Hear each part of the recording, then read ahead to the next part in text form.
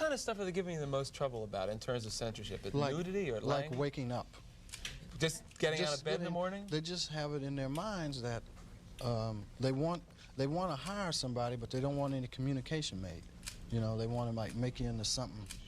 I don't know. It's like, I guess it goes into white homes. They're worried about that a lot. What do they? Yeah, you know, it's funny. Gwen Barrett, our associate producer, or sometime producer, is black. You know, and Carmen Matias is Hispanic. You have to be colored to be on television. Yeah, colored. Yes, you can't be black. You have to have a little colored in there, just a taste.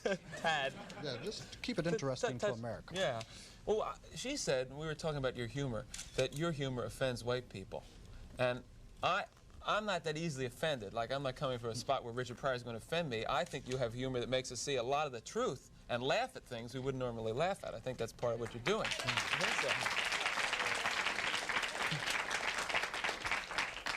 What do you think that these executives are afraid you're going to do to white America? Probably stop some racism. Stop racism?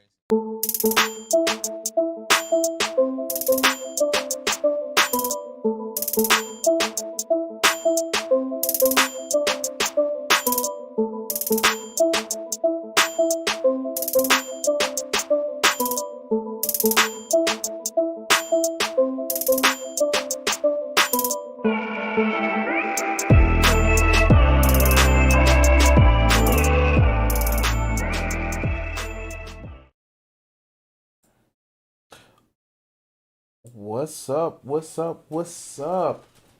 Hey everybody, it's me, Crimson60620, and I am here once again. Oh God, help me out, guys. It's Wednesday, so we're doing another stream. And yeah, I want to thank everybody for tuning in tonight.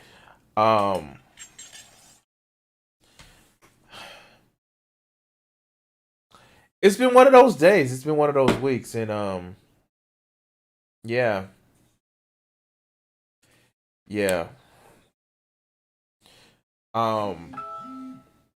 If you don't know, let me actually bring the light closer. Sorry about that. Adjust the camera. It's been one of those days. It's been one of those weeks where it's just been like, yeah. Fucking yeah. And seeing that I work Saturday, like this is only my second day of work, so yeah, I have 3 more days. And like I have the sneaking suspicion they're gonna put me back in a fucked up ass queue, and it's just like I am so done with my job. And like yeah. I really think that some people actually do need to understand that I don't know. Yeah. So happy Wednesday, everybody. It's hump day. It's hump day. It's hump day.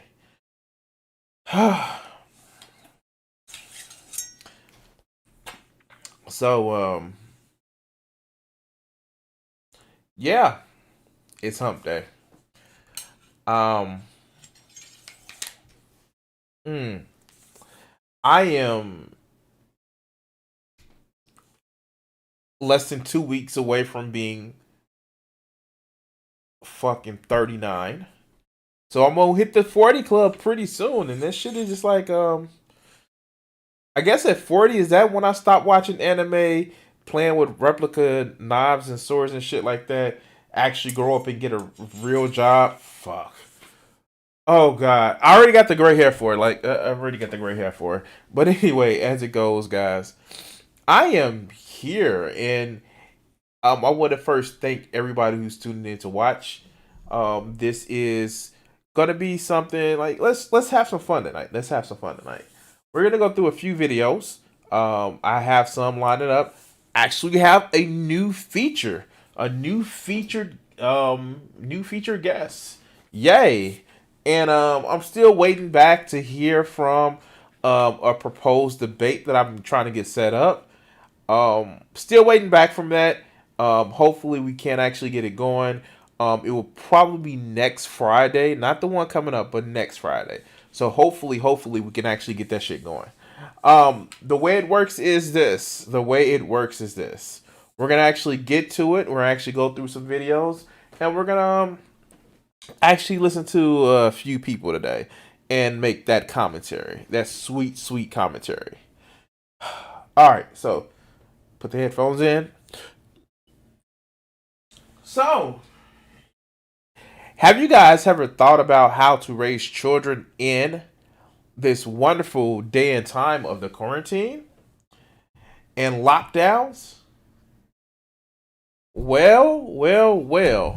Our good buddy, Awaken with JP, is actually going to speak about how to raise weak children in lockdowns. Let's hear him out. Do you ever worry that your children won't grow up to be weak and helpless? Do you ever wonder how to raise your children so you can have the confidence that they'll grow up to be as scared and weak as you are? Well, pay attention to the following 6 parenting virtues that are important for you as a parent to embody so your child can model them. So, I guess, like, you see these videos, he's keep harping on this whole, well, you're weak if you believe in lockdown. You're a sheep if you believe in lockdowns. Nevertheless, he lives in California where it has some of the highest death totals for COVID. Now, he was one of these absolutely idiotic conspiracy theorists who says, well, it's only 0.4% lethal for certain people. But you live in fucking California. Like, I don't get it. I don't see it. Why is it that you are constantly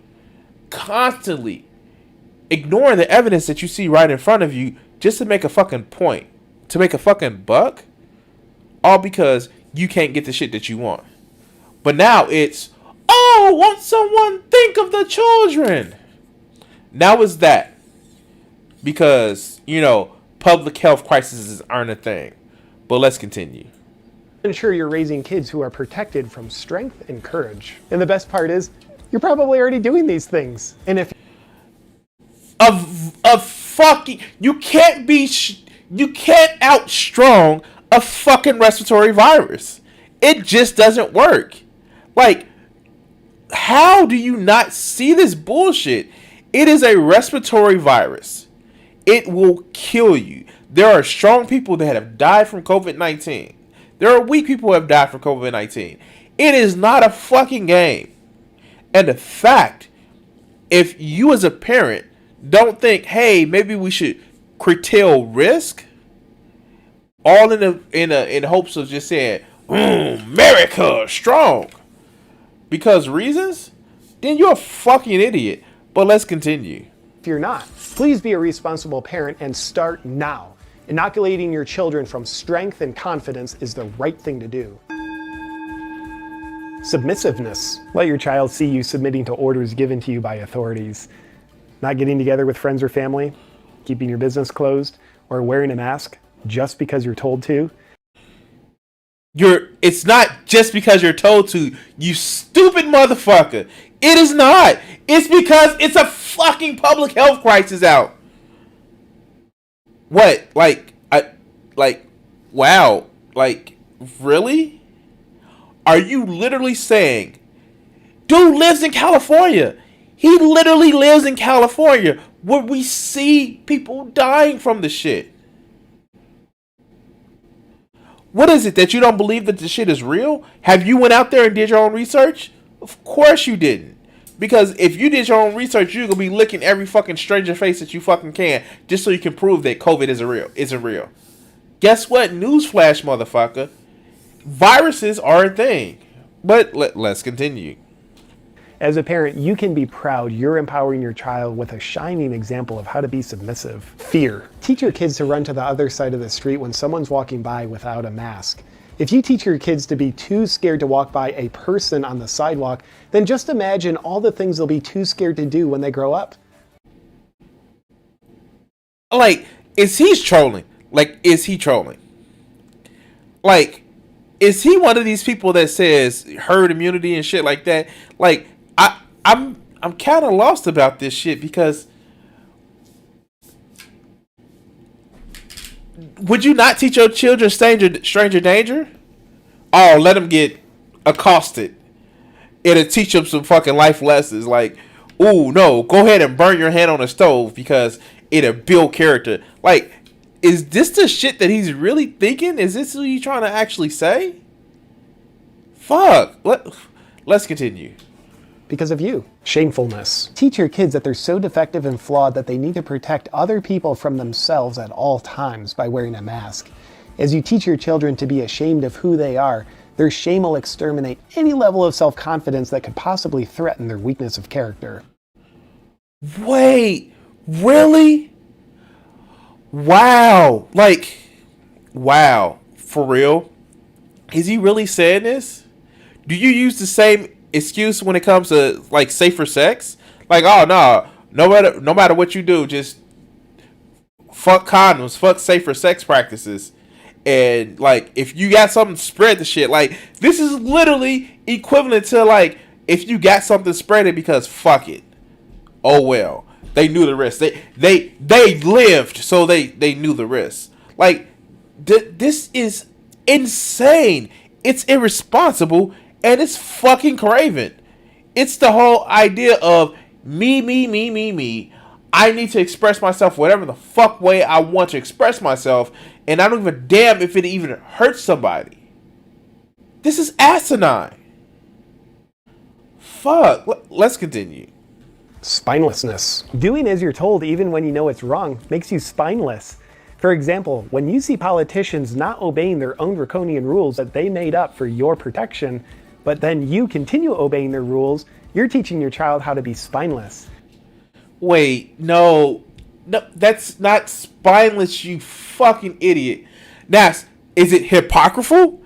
Oh, fucking yes, that's being a hypocrite out the motherfucking water. That is being a hypocrite. Yes, I will give you that. But spineless? Fuck. Are you gonna tell your... Oh, here, I got one for you. JP, are you gonna tell your children not to drink alcohol or smoke marijuana while you do it? Like, or are you gonna tell them, oh, you better be healthy, you better eat healthy, you better act healthy while you not be healthy? Like, dude, it's... Human beings have a level of hypocrisy that they actually face. That doesn't mean spinelessness. That just means that human beings are incredibly logically flawed. We don't deal with logic well. We just deal with internal consistencies. And when we can't have those, we logic our way into, well, it's okay for me, but not for thee. That's not spinelessness. That's just being a hypocrite. But let's continue. Because you're being spineless in front of them. And they can see it. Acting like a scared little bitch. Alter your life because your chance of perishing from a disease that carries a 99.96% survival rate is just too terrifying for you. Your example of bravery will protect your child from both COVID and courage.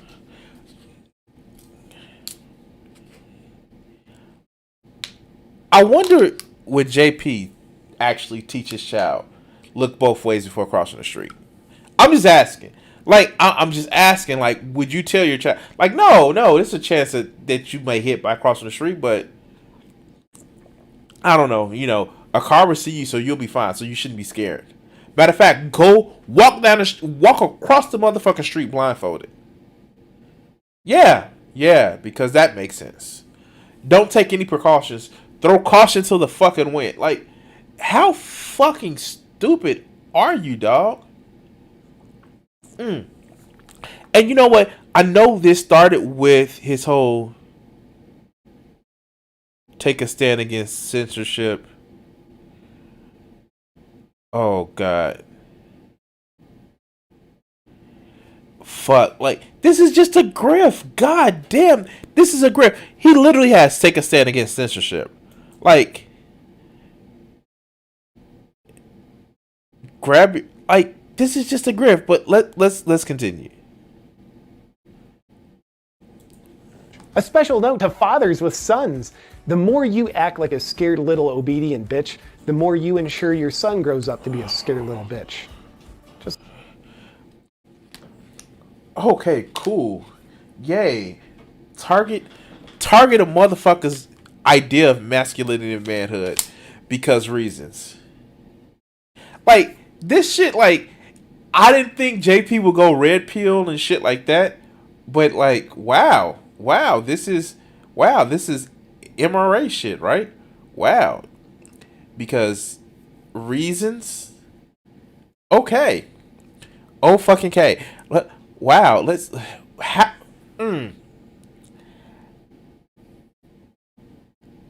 You're playing on a man's sense of manhood because you want to say that you're teaching your son to be a little bitch by actually living in society and following laws. Like, dude, hey, fuck. JP, if you have an issue with actual society, leave. Go. Bye. If you have an issue with science and like, fuck, this is the guy that actually made fun of spirit science and woo and all this other good bullshit. Now he's falling in line because of the grift. But let's continue. It's like his daddy. Be a sheep. Avoid exposing your children to you thinking for yourself. Instead, let them watch you watch the news and then watch you repeat what you watched on the news as if it's your own thinking. This will teach your children to not think for themselves, which will empower them to grow up unable to be themselves. Wait. Oh, God. Did he just throw anti-intellectual in it? Like, is he saying don't watch the news? Is my man saying don't watch the news? No, he's not saying don't watch the news, is he? He's saying don't watch the news. How? Wait, what? How are you saying don't watch the news, my friend? You know when you got that bullshitty ass survival rate? It's from the news. Like, how do you actually think this shit is cool?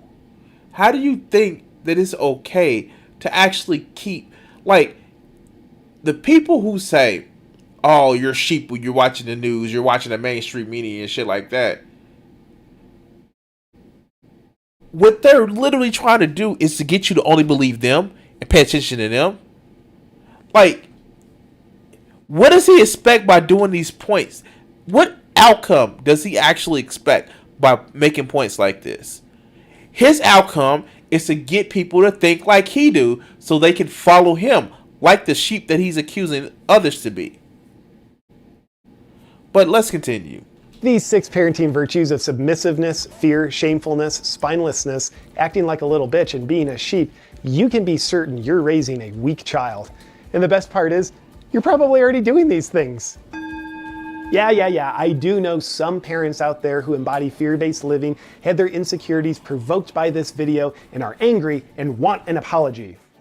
Well, to you, I do owe you an apology. I apologize that I didn't make this video sooner. What's up, my friend? And see, like, and this is just like his bullshit. So, and this is what I don't get with motherfuckers like him.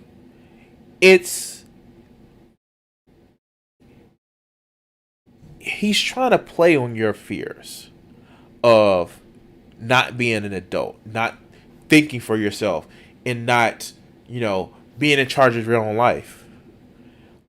And I get it. That works on people. Like that, it literally works on people. I'm not even gonna say that that's something that only the right wing fall for, but left wing motherfuckers fall for it too. But it's trying to, infantilize you, and then try to build you up to think the way that he wants you to think. The problem is, dog, we have fucking science. We have over 400,000 people who have died from this fucking virus. And what are you gonna say? Oh, it's only what, a little bit over a third of not one third. Shit, it's over what, 1% of the population or 1.5% of the population. but we steady seeing cases actually, people actually dying from this disease. Now, fuck, like I've actually said before, JP, if you think that, if you have, if you want to go and fucking relive the Queen song, "Who Wants to Live Forever," and you don't, go out and play in traffic. I'm just saying. Let's see how much you cling to life then. But anyway, guys, I do want to say thank you for watching today, this video. And if you like my takes, please like, share, subscribe. And yeah. How you gonna tell somebody that they're a little bitch for actually caring about their survival? The fuck. Anyway, guys, so how is everybody doing today? Has everybody had a good day so far? I know it's the end of the day, and it's one of those things where it's just like, yeah.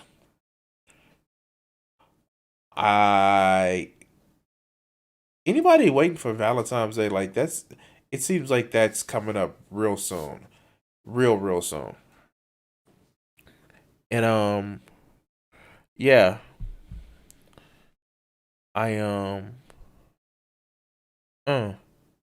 That's happening. Anyway, yeah, it's coming up real soon, and anybody got special plans for Valentine's Day? I know in a lot of places, lockdowns are still happening, and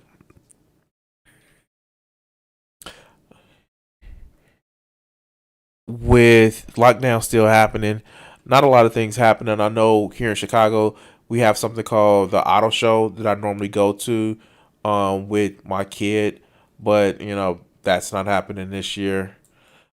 There are just a number of different things where I actually went around to doing, but yeah, it's not fucking fun being in lockdown. Shit. Especially being mostly single in a lockdown, it's not fun at all. Oh God. Oh, country falling apart, deadly disease, economy going down, economy taken. Fuck, this lockdown is just it's fucking horrible. Hopefully I can give me some good fun on my 39th birthday. Hopefully, shit. But anyway. So let's move on to another segment.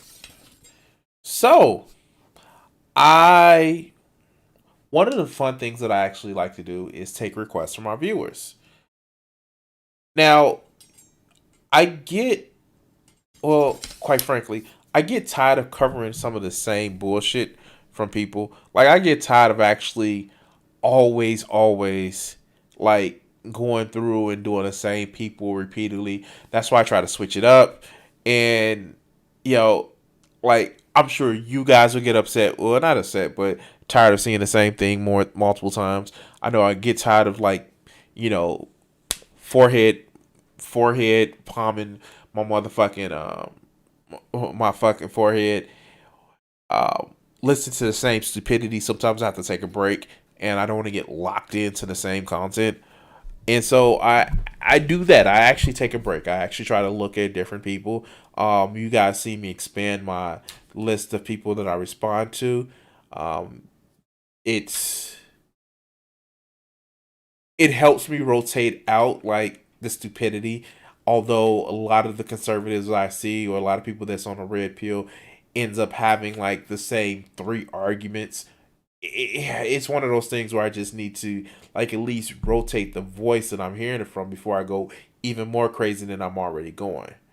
And so somebody actually suggested this after, just me going through and during in my comment section. So I want to actually bring up just some guy.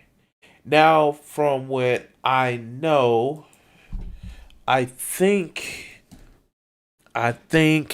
that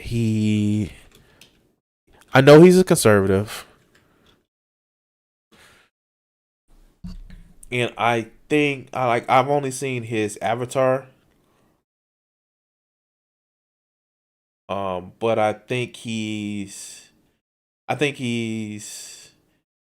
a black guy. I think he's an African American conservative. And yeah, yeah. Let's hear his take on some shit. So let's go. He's gonna tell us why the United States is divided. So let's go. It is with great reluctance that I have agreed to this calling. I love democracy. I love the Republic. The power you give me, I will lay down when this crisis has abated. And as my first act with this new... I mean, like, does he realize that the person that actually, like, I know it's been like a little bit over 2 weeks, but like Joe Biden isn't exactly the I want to actually use a crisis to actually get it done. He's not that strong. Democrats aren't that strong. Liberals aren't that strong. You know who was trying to do shit like that? Trump. And thank fucking God he's no longer in office. You know who tried to use certain things to enrich themselves or build their own power base? Trump. But this whole idea that, oh, Joe Biden bad because liberal, like, what the fuck? Like, we literally had Trump thinking about trying to start a war with Iran right when he was leaving office because he wanted to keep more power. Wait, let's go.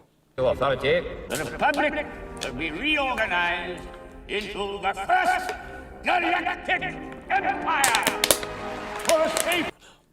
Mind you, again, like, Trump's tried to start Space Force. Like, how is this Joe Biden? Like, how is this Joe Biden? Wow, project. Like, is he wearing a white shirt? Because he's definitely projecting. And secure society.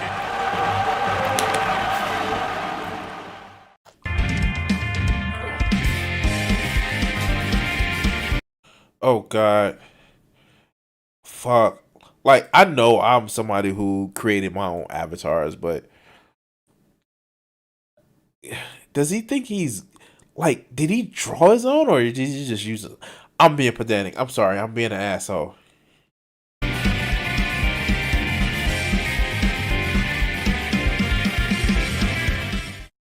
This will be the new normal under Uncle Bad Touch, a man so beloved, so popular, that he doesn't trust the National Guard he's using as a show of force against American citizens trying to protest his rise to power. Wait, there are so many wrong things in that conversation altogether. Oh, God. Oh, my God. And yeah, I'm going to have to look into that X because that was... Wait, she got a standing ovation? Oh, God. I just want to confirm. Marjorie Taylor Greene isn't fucking isn't an outlier to the Republican Party. She is Republican Party, and we should be afraid. But like, so back to this just some guy. This motherfucker literally has the audacity. Oh fuck! I just said it like fucking G-Man. The audacity to say that, yo, what rise to power? Like, why do they think Joe Biden is this terrifying? Like, it's to coin a phrase that Kat said, it's the liberals especially in Congress are Schrodinger's leftists.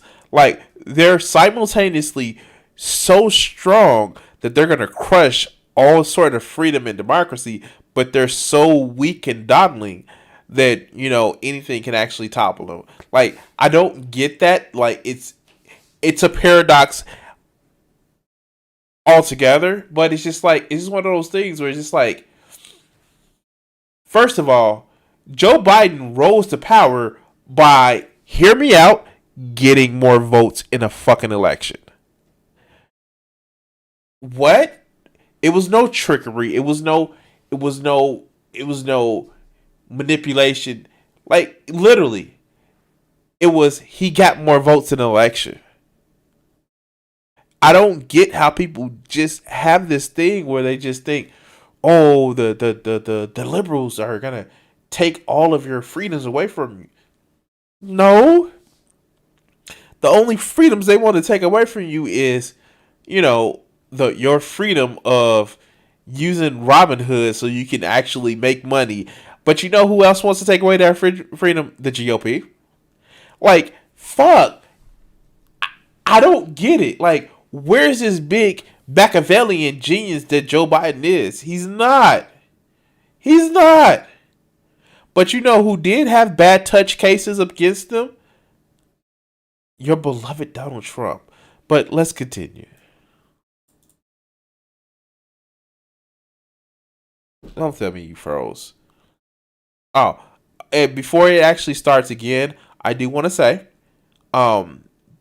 yeah, you had almost all of the lines of secession in one place. You goddamn right they get background checks, but let's go. You know, that thing that the left chastised Trump for doing after hundreds of thousands of people rioted in the name of Black Lives Matter, resulting in billions of dollars in damages, thousands of assaults, and dozens of deaths, all of which were incited and supported by sitting Democrat members of Congress?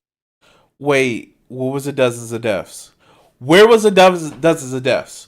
Please, like, I've heard this shit before. It was dozens of deaths. Where most of the fucking, like, I know at least, 3 of the deaths when it came to Black Lives Matter were people in cars running down protesters. Like, what was that issue in Texas where the guy actually ran through the crowd and actually started shooting people up? But I suppose that was their fault for being there and protesting. Like, fuck. Like, I don't get these people. They want to attribute every fucking thing that comes from Black Lives Matter protesting. Why were they protesting? That's the thing. Like for real. These protests didn't come just out of the ether for no fucking reason. Why were they protesting? What happened? Why did that protest happen? Huh? What were they protesting? What was the inciting incident of that protest? Why don't you blame that shit on why the protests were happening?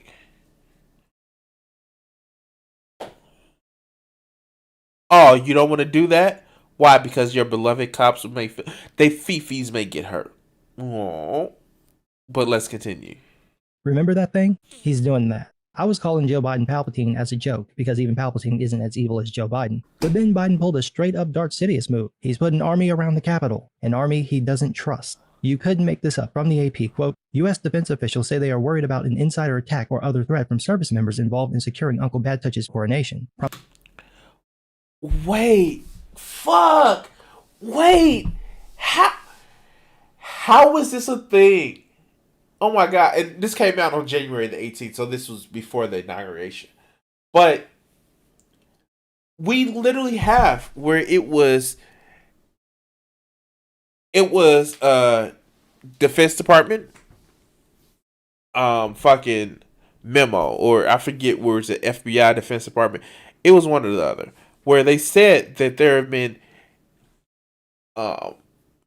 intrusions. And is that the word you want to use? Intrusions, not indoctrinations, where somebody actually goes into the military or goes into these different agencies and like, not a sleeper agent, because we're not watching the Manchurian Candidate, but they are actually infiltrating, yes, certain agencies and certain law enforcement agencies with white supremacists, neo-Nazis, and shit like that. And it's becoming an issue. And this was released by the fucking Justice Department. I believe it was the Justice Department, where they need to be careful of that. And that's fine. That's fucking fine because right-wing extremism is going up. And by the way, it's an inauguration, not a coronation. Coronation is over kings. Just like you try to have your dear beloved leader, Donald Trump, be. But fuck, we're not going to get into that. Let's continue. Prompting the FBI to vet all of the 25,000 National Guard troops coming into Washington for the event. Just let that sink in. We've been told this is the most secure election ever. No election in the history of humanity has ever been so articulate and bright and clean. Never mind, this is coming from the same people who said and still claim that Russia colluded with Trump to steal the 2016 election, of which they found zero evidence, or that just a year before the last election, they claimed the voting systems we use could be easily compromised. Wait, first of all, we did find evidence. There have been multiple indictments and pleas and fucking convictions of what happened with the Russians. Now, did they find that Trump had direct evidence? No, there was no direct evidence that he directly spoke with Russia. But people on his team were convicted of the shit. Like, we have that proof, dog. We have that proof. I like, do these people live in the same reality? Or is it just that they don't want to pay attention to the shit because it makes their fifis hurt? But let's continue.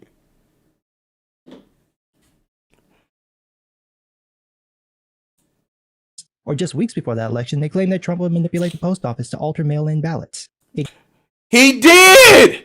Oh my God! He did. DeJoy actually literally hampered post office operations. And it was actually for two reasons. First reason is they've been wanting to do it for years in order to limit the power of the post office. And with limiting the power of the post office, they can actually pass that shit off to the privatized sector. And two, because they knew a lot of Democrats or Democrat-leading voters would actually be using the post office. They dismantled so many different mail sorting machines to slow down mail. And we're still living with the effect of that. This is a fact. We literally have this shit as a fact. We have court orders saying that DeJoy shouldn't have done it, or should have actually brought the reinstated some of the practices that were there before him. We literally have these facts. Like, are you real?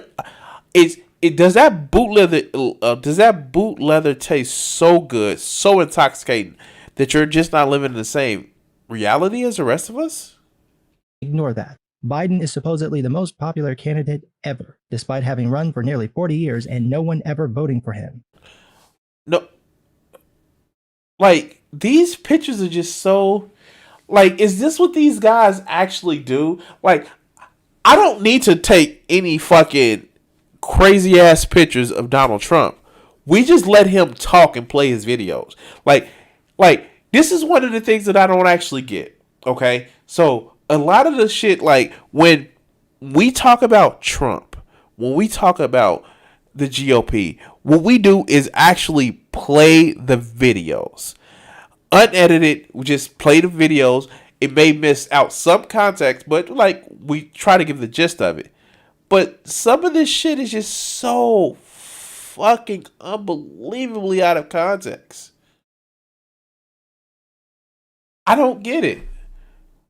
If you feel that you can tell the truth, don't take shit out of context. But let's continue. He's the most popular candidate ever. So no, he's the person that's gotten the most votes ever, because that's the way population works. That's the way voting works. If you have more people vote. And at the time we had 250,000 dead Americans that proved that Trump didn't know what the fuck he was doing. And so more people voted for Joe Biden. But let's continue. Now the FBI needs to vet the troops he's using as a show of force against American citizens, just in case they're not loyal to him. I know Uncle Bad Touch supporters are going to be pissy about that statement, but tell me how else I'm supposed to take this claim. Quote, threats against Uncle Bad Touch's coordination have been fueled by supporters of President Donald Trump.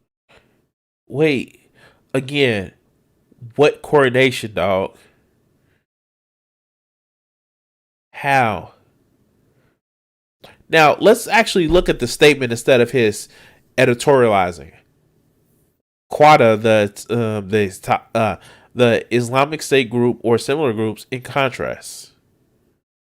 That seems like that's taken, again, the clip is actually taken out of context as well. In contrast, the threats against Biden's inauguration have been fueled by supporters of President Donald Trump, a far-right militants, white supremacists, and other radical groups. Many believe Trump's baseless accusations that the election was stolen from him, a claim that has been refuted by many courts, the Justice Department, and Republican officials in key battleground states. So, facts don't care about your feelings, right, motherfucker? But yeah, let's hear this bullshit. Far-right militants, white supremacists, and other radical groups. It starts by implying that merely supporting Donald Trump makes you untrustworthy. It sounds like they know people have legit questions about this man. No, what makes you untrustworthy is literally, you didn't even read the rest of the quote. It's literally in the quote that I'm reading off your video. It says it has been refuted, not just by Democrats, not just like we have court cases. We even have Republican officials that said, no, dog, it wasn't a lie. Like, what the fuck, man? Don't you not get that bullshit? Like, is your head so far up Trump's ass that if you spit is coming out of his mouth? Fuck. And what happened during the election, and as a result won't support him. So the only people who can be around him are those who've pledged their allegiance to Joe Biden, which explains the memo that went out to troops brought in to protect the dipshits in office who turned a blind eye to the summer of violence because it didn't affect their decrepit asses, saying, quote, "The rights to freedom of speech and assembly do not give anyone the right to resort to violence, sedition, and insurrection."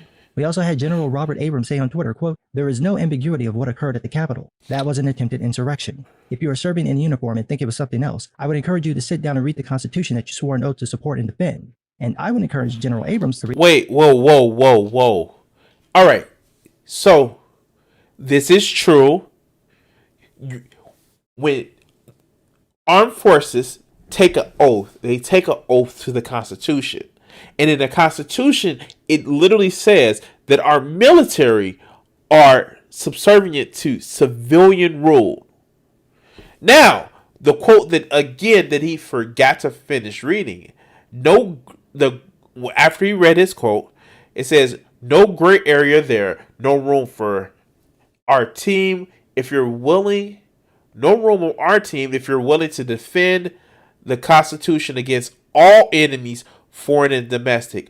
What happened on January 6th was a domestic insurrection. You don't have loyalty to Trump. You should have loyalty to the people of your country. Like, don't these motherfuckers get it? Like, let's continue. Of what occurred at the Capitol. That was an attempted insurrection. If you are serving in uniform and think it was something else, I would encourage you to sit down and read the Constitution that you swore an oath to support and defend. And I would encourage General Abrams to read the preamble of the Declaration of Independence. Quote, "We hold these truths to be self-evident, that all men are created equal, that they are endowed by their Creator with certain inalienable rights, that among these are life, liberty, and pursuit of happiness, that to secure these rights, governments are instituted among men, deriving their just powers from the consent of the governed, that whenever any form of government becomes destructive of these ends, it is the right of the people to alter or to abolish it, and to institute new government, laying its foundations on such principles and organizing its powers in such form as to them shall seem most likely to affect their safety and happiness." So, great, you can read the preamble of the Declaration of Independence. Now, here's the problem. That you are literally wanting to go back to a monarchy, to your motherfucking God King Emperor Trump. Trump lost the election. More people voted for Biden. 7 million more people voted for Biden. And because you thought a hissy fit because your God King Emperor Trump lost, you threw a fucking hissy fit. And I'm tired of these motherfuckers equating it to Black Lives Matter. Because, again, why would there Black Lives Matter protests? Was it about losing an election? No, because Democrats fucking lose elections all the time. And even when they win it, they act like they lose it. It was because people were getting killed in the goddamn street by people that were supposedly protect us. And by your reasoning, by your logic, the people who protested Black Lives Matter are covered because, well, it's the people that have the right to restructure the government as they fucking feel like it. Defund the police. But no, it's because, well, the colored people got out of line, so they should get back in line. And it's our country. Make America greater. Keep America great. Fuck. Like, that doesn't make fucking sense, dog. Y'all threw a tantrum over an election loss. And you want to compare it to decades or centuries of an oppressed group of not just black people, but any type of people where it's brown people, Asian people, indigenous people. Like, no. This shit is not the same. By scale, size, scope, or anything else you want to compare it to, other than people were mad about some shit. But let's continue. Prudence, indeed, will dictate that governments so long established should not be changed for light and transient causes, and accordingly all experiences have shown that mankind are more disposed to suffer, while all evils are sufferable, than to right themselves by abolishing the forms to which they are accustomed. But, when a long train of abuses enters their patience, pursuing invariably the same object invents a design to reduce them under absolute despotism, it is their right, it is their duty to throw off such government and to provide new guards for their future security. Our founding... Wow! It's almost as if the Declaration of Independence is talking about a situation of Black Lives Matter where people are literally tired of being continually oppressed. This whole victim mentality that the fucking right wing actually has of, oh, they're trying to control my speech. Oh, they're trying to make me socially outcast because I think backward shit is so fucking stupid. When we see actual repression, when you see actual injustice, well, no, you should just deal with it. You should just comply. You should have just followed what we told you to do. Like, how do you not see the mental gymnastics that you're fucking doing? But fuck, let's continue. Fathers understood that no government is free from tyranny, and so stated that it's not only your right but your duty to overthrow such tyranny. So General Abrams and the military commanders are wrong. Your freedom of expression gives you the right and duty to speak out against and even overthrow tyrannical government. I don't know. Do you understand the argument that you're really making, dog? Like, fuck. Oh my god. Like, you don't understand your own argument. And what is tyrannical about more people voting for Joe Biden than Donald Trump? Can somebody help me with that? Can somebody help me of what is tyrannical about that? Fuck, let's continue. Is what we have tyranny? Well, we fought a war over lack of representation. That's what they were talking about. And that's the scenario we're seeing playing out now, where one political group, the left led by the batshit crazy progressive wing, seeks to destroy the rights and liberties of half the country, going so far as to actively censor the sitting president of the United States, try to remove sitting members of Congress for supporting him, censor the 74 million people who voted for him, along with threatening their jobs, their homes, and their physical safety, all of which is actively encouraged and supported by sitting Democrat members of Congress. Wait, how? What master plan? Like, I'm still waiting for the Obama Hobbit homes. Like, I'm still waiting for them. Like, fuck. If I would have got a Hobbit home, maybe I wouldn't have so much fucking crushing debt when it comes to actually, housing instability. Like, fuck. Like, I'm still waiting on that. Like, do I get my Hobbit home now? I mean, like, is that in vogue now? Since I get it. Because tiny homes were a thing. Maybe because tiny homes was the thing. Hobbit homes came out of fashion to be oppressive. Like, how don't these people actually see this? Wow. Like, and my man. Like I hate to do this to you, but you are supporting an illegal activity, and I don't like. I hate this. Like, it fucking sucks, right? Because you're supporting an illegal activity, man. I'm not. Hey, it's Cat. Like, I don't know how to say this, but actually supporting an illegal activity is not a good thing, dog. And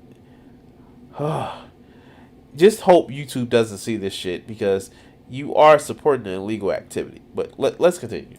If the situation is so bad that members of the military don't trust the person you're putting into power, you need to ask why, not tell them to shut up and follow orders, because we know. Wait.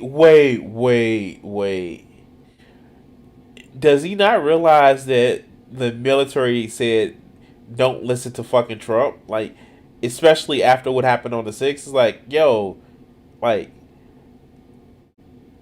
I'm genuinely confused with these people. Like, do they not realize, like, they make arguments for the arguments that they make is totally going against their side and what they think there are. Like,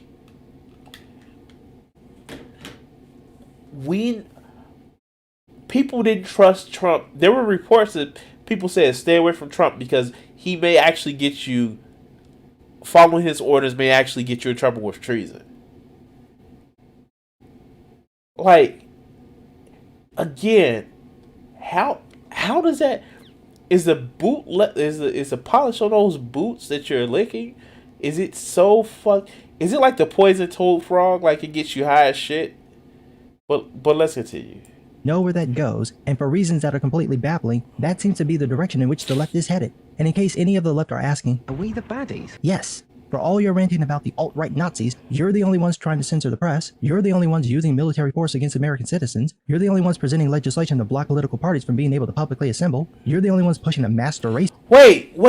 When did the left push for people to, like, when did they push for people to stop political parties from gathering?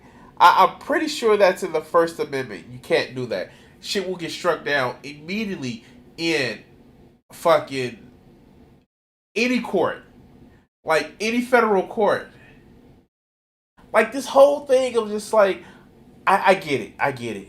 If you believe your ideas are right and sound, you're going to defend them. But when a social pressure, not a legal one, not a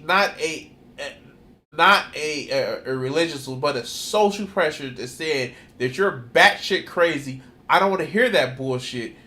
Like, how is that oppressive? Like, how is that something that is causing you to be so fucking victimized that people think that you're talking bullshit? I don't get how that's oppressive, excuse me. But fuck, let's continue. Ideology, and you're the only ones trying to create a one-party government that controls the means of production and the economy. You know, fascism. Welcome to the divided states of America, where the thief in chief is a corrupt warmongering politician suffering from dementia and a hint of pedophilia.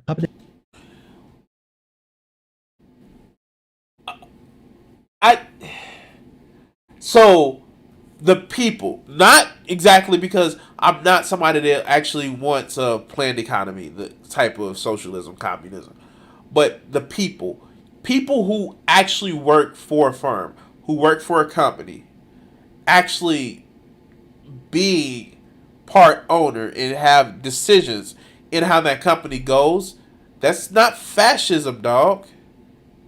That's not fascism.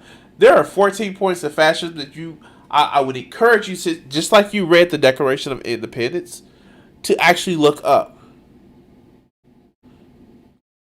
And I don't believe it. He said that you're talking about, he literally said the left is supporting supremacy.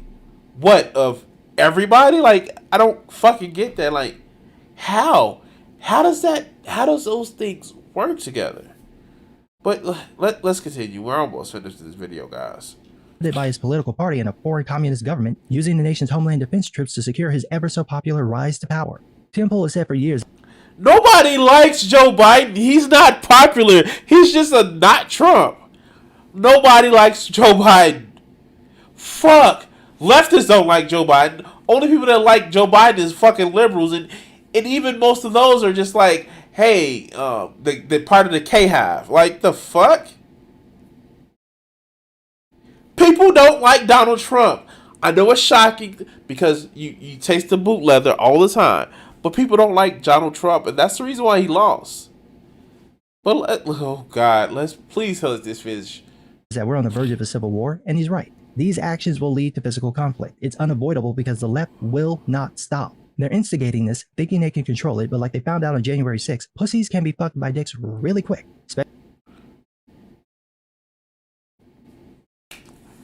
Wow! Really? Really? Really? Like, fuck, I hate to do this. But, I hate to do this.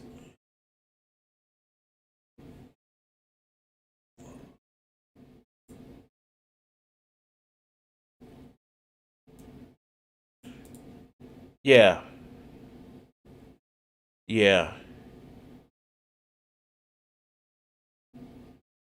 Wow.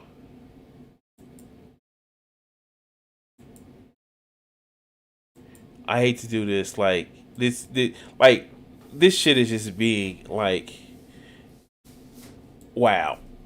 I'm sorry, guys. Like, I really don't want to.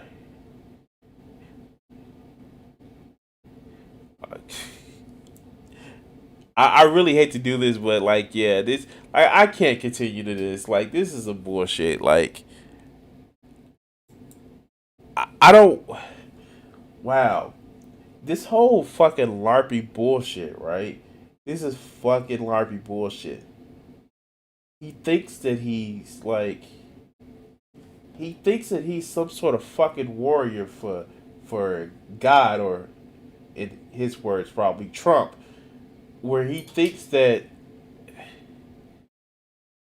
they weren't justified in what they did on January the 6th, dog. They weren't. They weren't justified. It was illegal. It was a temper tantrum, and I'm sorry, man.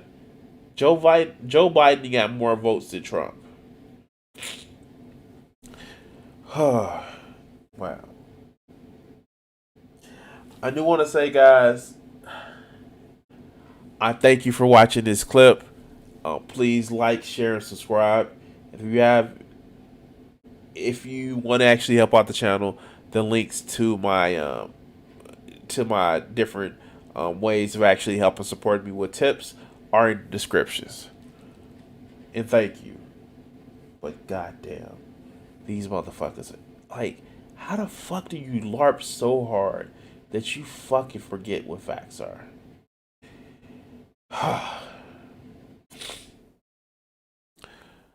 Wow. So yeah, we're hey, what's up? We're talking about we're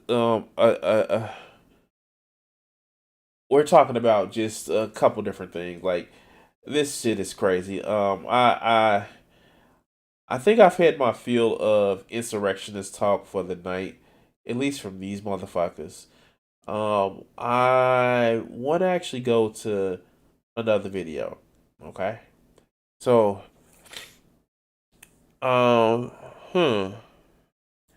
this is something that, and if you guys actually want to actually see this, I can go to a full breakdown of this whole debate. But something that actually caught my eye. So, I was actually watching Actual Jake, and our good friend, fucking Destiny. Oh my God, man! Like, we can actually, like, okay, so I think it's something fucking wrong with Destiny. Like, I don't want to actually say that he's a petulant little child, but he's a petulant little child. Fuck, I guess I did say that. But I just have this idea that, especially with all the bad takes that he's had recently about personal property and like willing to kill people over personal property, I think that he's a fucking severely damaged person. And I'm sorry, I don't think somebody's life is forfeit for stealing.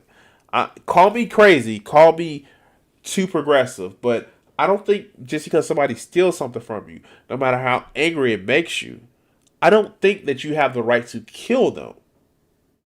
I'm sorry. And like I said, guys, maybe on a Saturday or on a Sunday, we can actually go through this video and actually see what, like, hear the arguments. But I think Destiny has lost a fucking plot. And yeah, it was cool when he was doing the big debate bros and debate neo-Nazis and white supremacists, but you kind of get the feeling that, like, you want to ask, like, who hurt you? Like, life hurt this motherfucker, and he just hasn't gotten over the shit. And so I want to actually, about a couple days ago, he did a debate with Big Joel, and Big Joel is fucking soft voice as he is and calm and cool that he fucking is. Big Joel is, I won't want to say an asshole, but he's one of those biting commentaries where it's just like, oh, like if you didn't listen to what he said and just heard how he said shit, you would think that he's actually pretty cool and really down to earth. But no, he's very, very, very, I wouldn't say calculating, but he's very cunning when it comes to talking to people. And I caught part of this debate, and I noticed that I went to the Destiny channel where he uploads his clips from Twitch to YouTube. And yeah, this was actually a pretty interesting one. So let's hear his take on the conversation. So let's see. Fuck, I hate this aspect ratio. But let's go. Right? I think I was friends with this guy, or he followed me on Twitter. This comic can't be real, right? Sometimes I wonder if different backgrounds like predispose you to looking at property in different ways. Because like, yes, it does. But you know what? Listen to this. So this is him making fun of this. My bike got stolen. I was pretty bummed out about it. But I think whoever stole it was probably more happy to get it than I am sad to lose it. Nobody thinks like this, dog. Nobody thinks like this. But yeah, let's go. Like, if I had grown up my whole life as wealthy as I am now, I don't know if I would necessarily have the same view. Because, like, do I really give a fuck if someone's stealing my shit? Like, would I really kill somebody taking my computer? I don't think so. Like, they probably need it more than I do. Unironically, like, I don't know if I really care that much. I can replace it pretty easily. Like, it's a little bit inconvenient. But, like, is it really worth it to kill a dude just for, like, my, is it really worth it to kill a guy just for my computer? Like, damn, that seems harsh as fuck. Like, I don't know. Now, mind you, this is after hour-long debate that he's had with Big Joel. And this is after he gave that bullshit about Cal. Like, if you look at Destiny's community, his community definitely defends Kyle Rittenhouse, who is a piece of shit, wannabe motherfucking Keystone Cop motherfucker that shot people because, oh, he was scared. Never mind, he didn't even live in the same fucking state. Now, Destiny, okay, here's the thing. He tries to give Kyle Rittenhouse the fucking bullshit excuse like, well, that's his community. And Kenosha is different from Illinois. It's no different. No, I live in Illinois. I live in Chicagoland area. And no, Kenosha is a different fucking place than what Rittenhouse lived in. He wanted to play fucking Rambo. And I'm sorry, you don't get to go to another fucking state, get an illegal gun because he got it there, and actually try to fucking pretend to play the motherfucking Alamo at a fucking business that's not yours. No. Fuck. No. It is not morally correct. It is not legal what he was doing because of possession with the gun. And all around, it's not logically consistent. Human beings are more valuable than fucking property. Even the most shittest human beings, they deserve a right to exist over a loss of fucking property. But let's continue.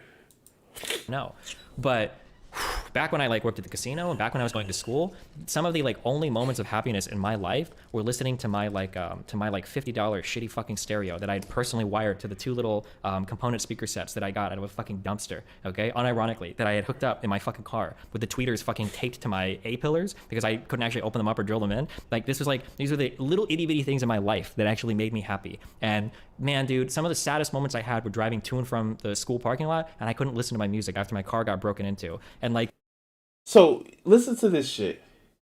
Like, oh my god, he unironically sounds like Scrooge McDuck. So if you ever watch DuckTales, like the old 90s version of it, where Scrooge McDuck grew up dirt poor, and like he turned to this miserly fucking old man and shit like that, like he unironically sounds like somebody who's like, you know, that whole thing about like the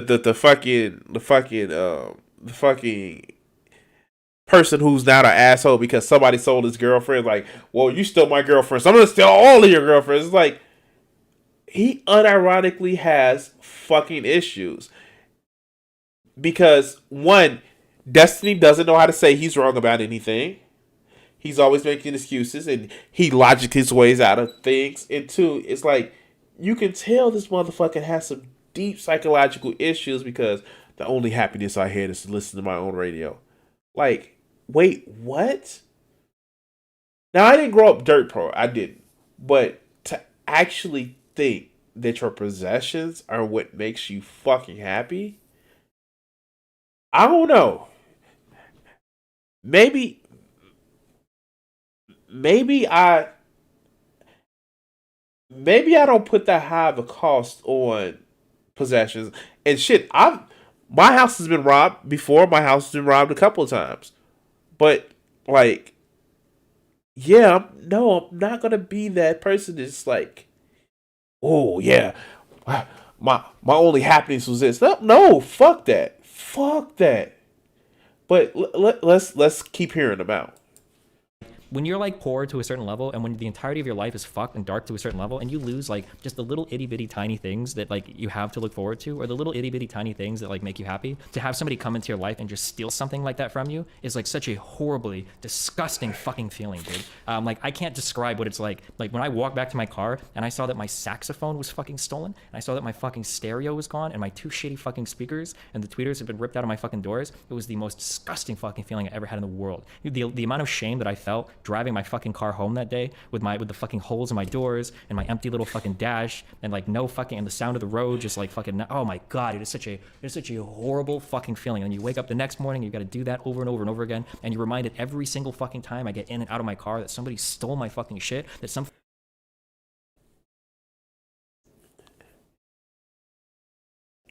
Wow. Wow. Wow. Wow. Your anger, your hurt is so palpable that it just destroys you. Like, wow. Fuck. Mm. I I I don't see it. I don't see it. And again, like this is, you can tell this actually informs some of his whole idea about stealing and his whole idea of like literally his whole defense of Rittenhouse is like, well, it's gonna be a crowd and they're gonna beat you to death. It's just like, dude, like your victimhood is just like showing. Like, oh my god, like no wonder why he treats his community the way he does, because it's a power thing to him. It's a, I'm on top. Might makes right. I'm the big man here now. And it's just like, you have fucking big man power, with a little man's mentality, like, oh, somebody just stole some shit from me. And it's like I lost so much of a part of myself, and my life sucks. Dude, fuck. You want to trade places? You want to trade places. But let's continue. Fucking piece of shit is out there either pawning my fucking instrument or trying to pawn my fucking stereo. Like, what a horrible, disgusting fucking feeling. And and from that perspective, if somebody would ask me, like, do you think you have the right to kill somebody stealing your shit? It would be like, duh. Wait, why do you even have to ask me that? Of course, I would die defending my fucking shit. I would die defending my shitty student model sax and my fucking $50 fucking stereo, of course, without a second thought. So I really do wonder sometimes if it's just a difference in background. Because like I said, if I would have grown up like now, like I could never imagine giving a fuck about any individual piece of property. I'm like, fuck it. Like, do you guys hear this shit? Wow. Wow. You would die for a piece of property. Wow. And like, yeah, Kat, I've had shit stolen from me. Like, wow. But like, I wouldn't like, wow. Just to say that you would die for personal possessions? How hollow are you? Wow. How is it that even being poor, like, I didn't see like we're gonna make something like Good Times. We didn't see the Evans family just like, oh no, fuck, we poor. Let's like you don't understand how fucking damaged you are, dog. And yeah, I'm like Kat. If I lost some of my drawings, my fucking feelings would be crushed. But I still want to say, let's fucking kill the people. That's draconian at best. What happened if you found the motherfuckers? You're gonna cut off their hand too? Like, wow. Like, let's continue. The only thing that I could change my mind on, are sentimental things. I don't have sentimental attachment to much. The only thing that's ever been taken from me when I was incredibly wealthy that really bothered me was my very first cell phone that I had. That was like a smartphone or whatever, because I had a lot of pictures of Nathan on that phone that I'll never get back. And that actually made me so unbelievably fucking pissed off. But I guess that's actually similar to when you're poor. Because when you're poor, you're mad that you think people are stealing things from you that are irreplaceable to you. And then when you're wealthy, even when you're wealthy, there are some things that are irreplaceable as well. And it's like, yeah. But what are you going to do, I guess? I don't know. I just don't know. Okay, yeah, like, okay, I get it. Pictures of your kid, like, fuck, I fucking understand that. But like, possessions, like, you're literally saying that you're willing to die for possessions. And I get it. Like, the cell phone was like, it's going to like he said, it was a picture of his kids, and you know, I don't have many physical pictures of my kid. I have like probably two, but you know, I have this wonderful thing called Google Drive that I seem to have a lot of pictures on. But like, that's just me. I know the value of losing pictures and shit like that, because when I was younger, my the apartment that I lived with actually had a fire, so we didn't lose much, but I understood certain things. And I've actually I've had not many, but I've had a couple break-ins in a couple places I've lived in. But yeah, like, wow. Let's continue, because this gets to the point. This gets to another point that I was listening to. Oh no, wait. I ironically don't know how to convince someone that you shouldn't kill someone for stealing your treasured Walkman, even after brandishing a weapon. I'm not even saying this is a dunk. I was just so ill prepared for what would seem to me like generally agreeable. I think it's just a background thing. Because on the flip side of it, because people always present it in the most one-sided way. Like, and on the flip side, I can't imagine telling somebody to just say, dude, it's all right, man. Just let him steal all your shit. Like, who cares? You'll probably buy another one in a year or two anyway. Or like when taxes come, like maybe you can get another one. Like, I could never imagine telling somebody like that. I would be so ashamed. I would be so fucking ashamed of that. That's not what the point is. The point is, no human being's life is worth something that can be replaced. I'm sorry, dog. And here's the thing. Here's the fucked up part about it. Hey, guess what? Guess where Destiny stands on the part of abortion. Guess what he stands on the part of abortion. If you were to guess, he's pro-life. He's willing to be pro-life when it comes to abortion. But you steal my shit. Your life is forfeit, motherfucker. You gonna die, bastard. You gonna die for stealing my shit. Like, wow. You know, your own bodily autonomy? Nah, fuck that. No, that's not yours. But your own personal possession, fucking defend that shit with your life. Like, how? Fucking how? How does these things work? Mr. Logic here. It's your body, but you shouldn't have a choice of what you should do with it. But your fucking possessions, kill the bastards. Wow. Oh. The fetus is still in the space, huh? Like, the fuck? Oh, God. Let's continue. Dave Chappelle told a similar story in one of his recent skits about like coming between a man and his money or whatever, and how the guy he thought he was gonna fucking kill him. I truly do think that it's like, I truly do think it's a difference in background though. So, wait, is he using Dave Chappelle to justify it? Wow, like no, he's like no. The funny fucking thing about it is, Dave Chappelle isn't somebody that's like, oh, you steal from me, I'm gonna kill you. Like, no. And I know Destiny has a different way of thinking, but he was making a joke, dog. Sarcasm and, humor and shit like that. He's not gonna actually go in like get a shotgun and call him out buckshot, birdshot, buckshot, birdshot, buckshot, buckshot, buckshot. Like that shit. Like no. He's making a joke. The shit is like the meth head people. Like he was joking, dog. Like, wow, fuck. Let's continue. Yeah, I don't know. I understand it. I understand that perspective, but people going to clip champion the violation part, but I 100% agree. Knowing someone broke into your stuff, they were in your house and took shit is one of the most dehumanizing feelings ever. Man, oh man, dude. Having your stuff stolen is literally one of the worst feelings in the world. It is one of the worst fucking things that can happen to somebody that can't get that thing back. Like, I don't know how to convey that to somebody that's been middle class their whole life. It's so fucking, it is such a horrible fucking experience. Especially. It is a horrible experience, dog, but like, it's not an issue where most people. I haven't been middle class my whole life. I've been lower middle class my whole life.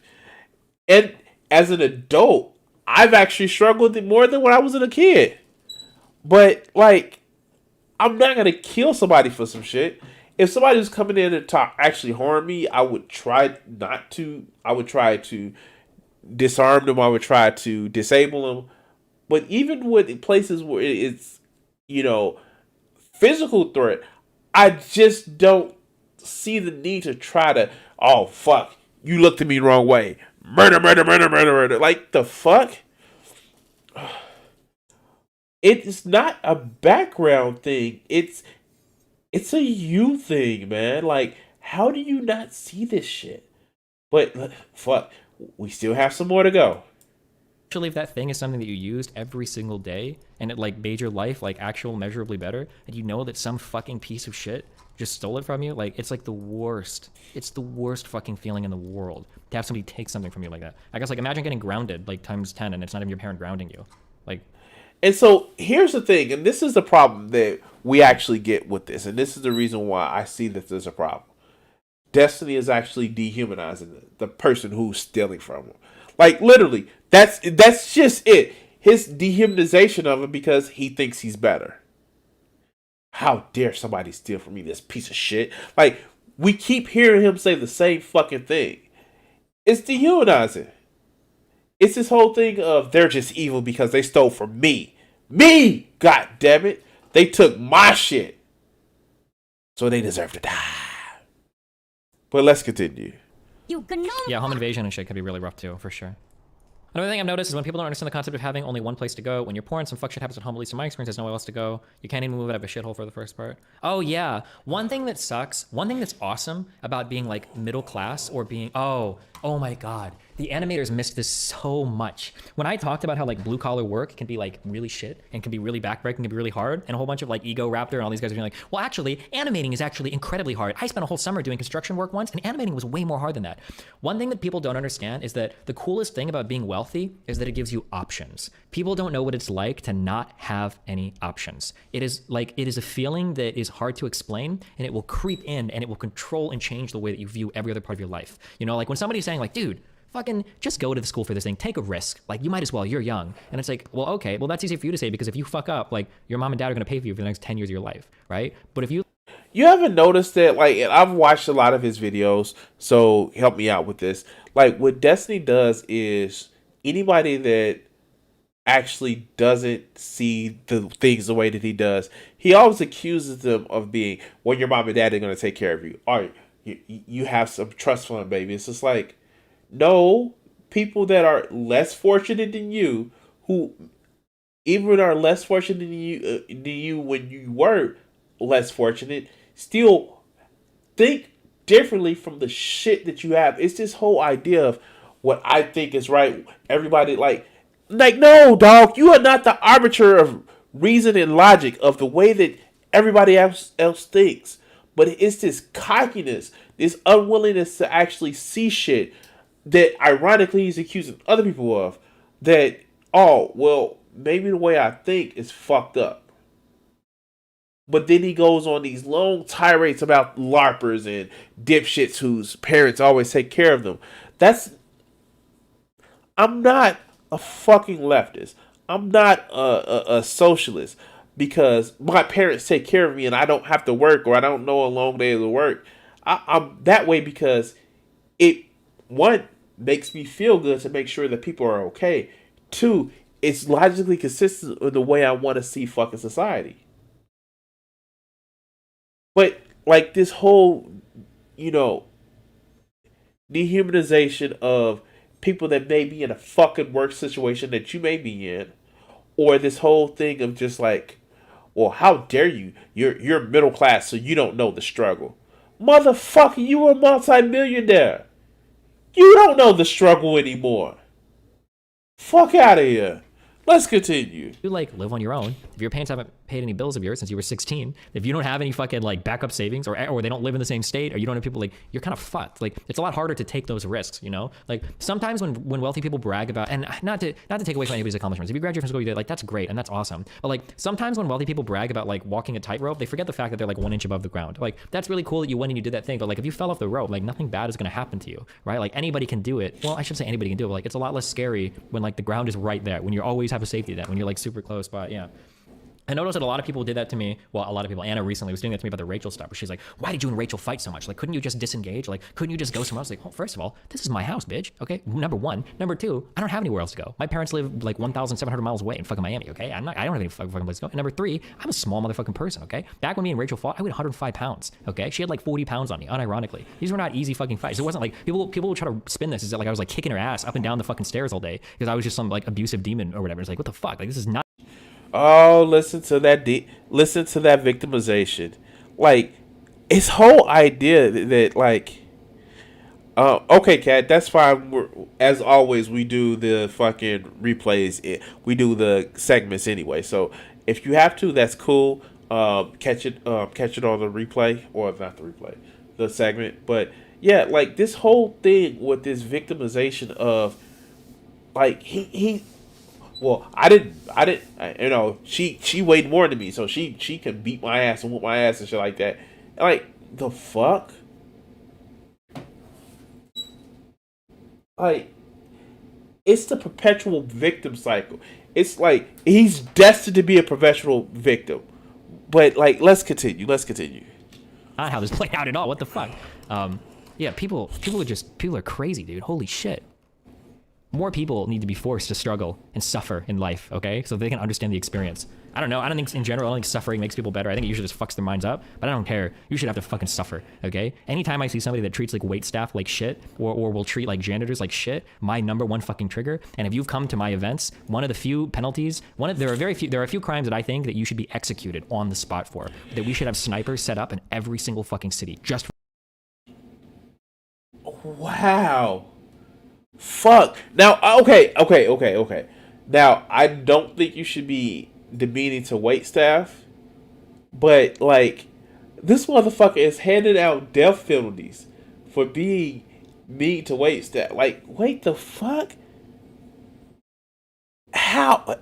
Oh, like, dude, like, wow. For people to do this is if you're somebody that fucking litters, you should be taken out on the spot. And if you've been to any of my fucking canvassing events, you've heard me say this every fucking time I'm in front of a group of people. Hey guys, clean up your goddamn trash. If I find any fucking trash here, I will kill in a video game. I will video game all of you. Do not fucking litter. Do not fucking throw trash anywhere. Oh my god, this shit drives me fucking crazy. Why did I bring up the littering thing? Because I've unironically been in hotels with streamers where other people will say shit, like people will leave messes everywhere. And they're like, dude, throw it in the trash. And they're like, huh, that's not my fucking job to clean it up. It's like, this motherfucker is broken. Like, this motherfucker is broken. Wow. your last name's not Rockefeller and you're not wearing a fucking crown. You can pick up your goddamn trash, okay? Fucking get out of here with that shit. What the fuck is wrong with you? Oh my god. I don't care. People say, did you see XQC's room? I don't care if your own room is dirty. But I'm like, fuck. People have no respect for anything around them or for other people, and it drives me fucking crazy. Holy shit. Oh my god, it drives me fucking insane. Sorry, donuts. You gnome fuck! Someone stole my old iPhone that had voicemails of my late father, and I would have definitely killed someone over it. Maybe try more sentimental property appeals in these property debates. Oh, true. That's another thing that I had on that phone as well, was all of my the last conversations that I had with Chris as well were backed up on text there, and then those were gone as well. I dropped my phone in a movie theater, and I didn't notice it until that day. It fell in my pocket. When I went back to the theater, I couldn't find it. Somebody had stolen it, and nobody knew where it was. Wait. Then it wasn't fucking stolen, you asshole. You lost it. Oh my god.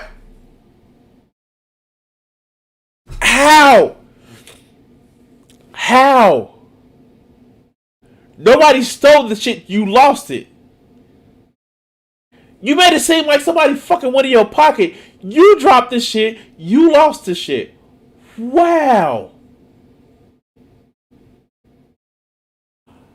Oh, but Destiny, like, fuck. This victim mentality, no wonder why you so pissy about shit. Because you're a fucking victim. A professional victim. It's pretty irritating. True. What is the crinkling sound? It's It's driving like a me little bag fucking I have. crazy. Sorry. You gnome fuck! Enjoy a sub, Liz. Filthy sock damn ye wins. Stop. You gnome fuck! Thanks for the hours of content and entertainment. Stop sucking them off. You do experience like a lot of this. shitty people when working at McDonald's. Working service is one of the most soul-crushing experiences that I've ever had in my entire fucking life. I keep saying that I want to do this, but I'm too lazy to do it. But honest to God, my dream fucking job would be to go right now and to just like try to get a job at some fucking fast food place. I would only have to work there for 3 days tops before I would get that customer. And as soon as he fucking talks up or some shit, I would just lay into him with everything I have. And I would just quit on the spot because obviously I don't need the job. And I would make sure that I would show up to work every single day in a rented fucking Lambo so that when I leave, they know how much worse they are in every fucking way than me, and all the ways that they care about, because people that mistreat service workers, the only thing they care about is their status and their money and blah blah blah. I would. Wait, but you're unironically doing the same fucking thing. The shit that you complain about them flexing their whole, I'm better than you because I don't have to work at McDonald's. You're literally doing the same goddamn thing. You are acting as if you're better than someone just to fucking flex. Oh my god. Oh god. Who? Like, wow.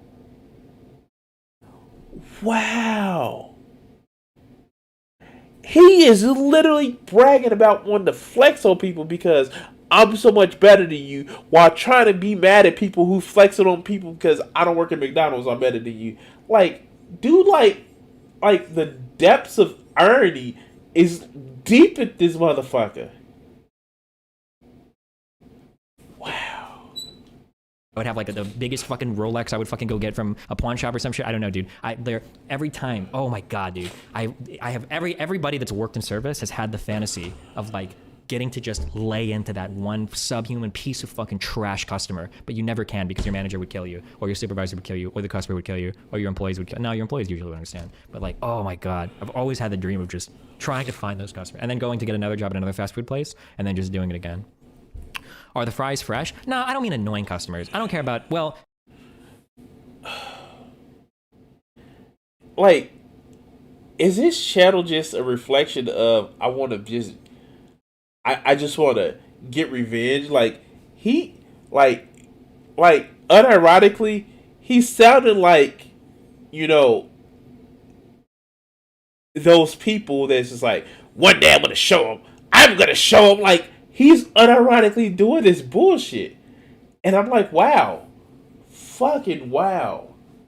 How? Wow.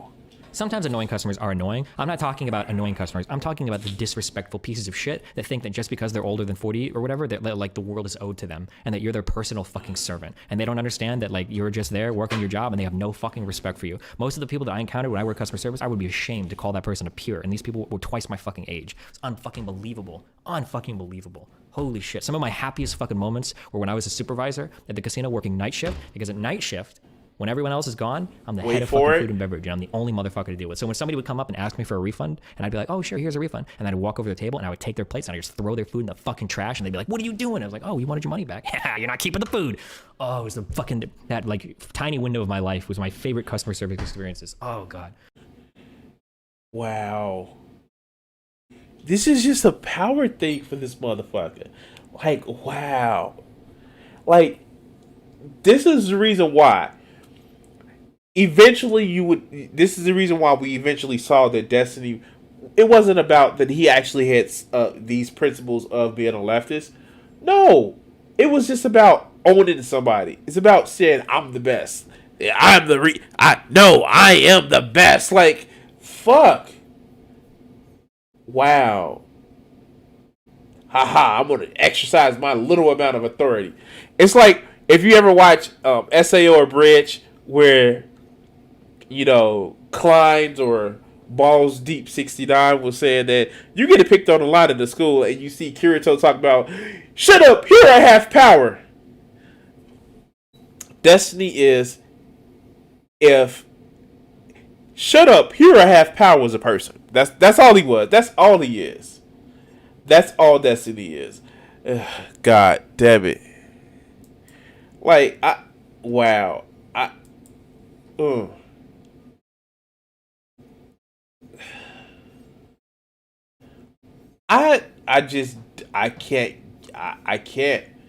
fucking can't. Like, somebody who literally has to just flaunt, shut up, here I have power. Energy lets me know what type of a small man that you are. Oh, but anyway, guys, if you enjoyed the stream and want to actually help support the channel, please like, share, and subscribe. Also, down in the description, you'll find my links to help financially tip me on the channel and donate to help make the show better. I do want to say thank you, and yeah, that is that segment. Wow. I you know what? I guess I've never felt like, even though I have never been in, I did have a supervisor position, but I've never actually seen the use of power as a way of getting back at the people who've wronged me. Like, petty revenge to me, it just seems beneath me. It seems like, it just seems as if, like, I'm better than that, and quite frankly, I'm too lazy to expend my energy to plot a petty revenge. I've been accused of plotting some petty revenges, and it's just like, why? I don't fucking need to plot any revenge with you. Like, it's just, you're not worth my time. You're not worth the fucking hate for me to actually do. But I guess some people, they live in a perpetual state of victimhood of fear. Like, no.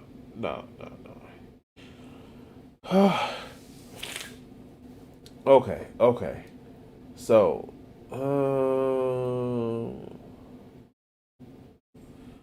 All right, guys, let's do one more video, and then I think we're gonna be done for the night. Okay. So yeah, let's go ahead and do this video. As I was saying before, as I was saying earlier in the stream, I try to actually look into different things and different people to respond to, different. I don't want to just go after the big guys. Like I can always go after Temple.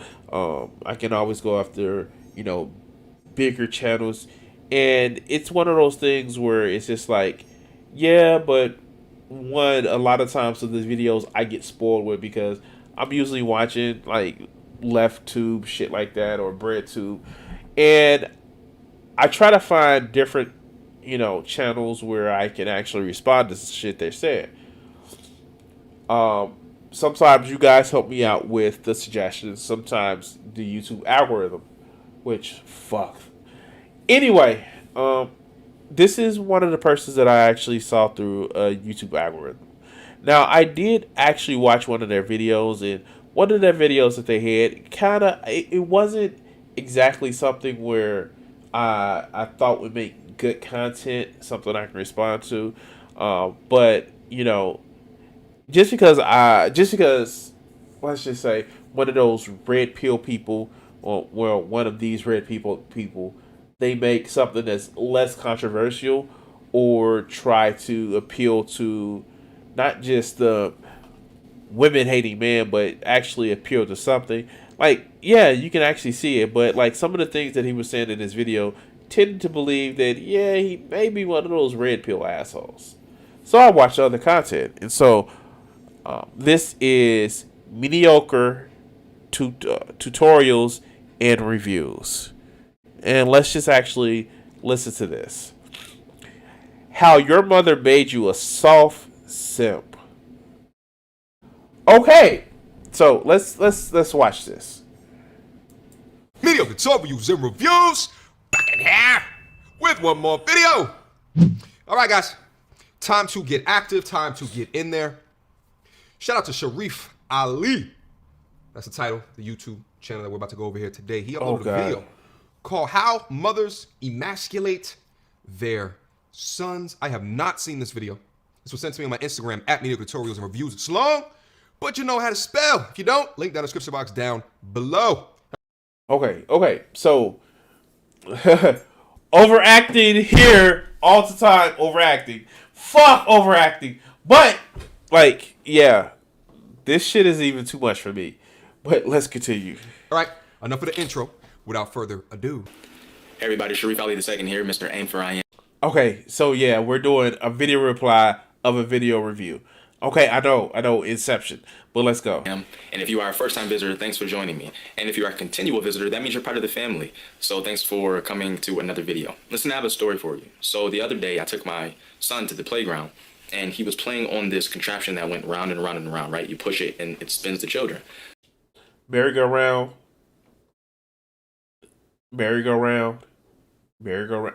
Okay, I'm being pathetic. So there. Just real quick, I didn't have a couple of near-death experiences as a child on that contraption. You know, it's interesting when you grow up and you start to look at things a little bit different. Is the playground back in the 80s? Like, I don't know if they just lacked government regulation and safety requirements. I understand what it is, but them things, like looking at them right now, like it was a couple of things that I almost died on. You know what I'm saying? But let's move on. There were about 5 or 6 children that were on. They're going. And then this one boy who could be no more than 10 years old stood up and said, "Stop! I want everyone to get off so we can all push. We have to learn how to push as a team so we can see how fast we can go." These were his words exactly. So he made the comment a little later. Okay. First of all, great, fucking great. You actually want to see like curiosity in children, but like, what's the point of this story, dog? What's the point of making this story?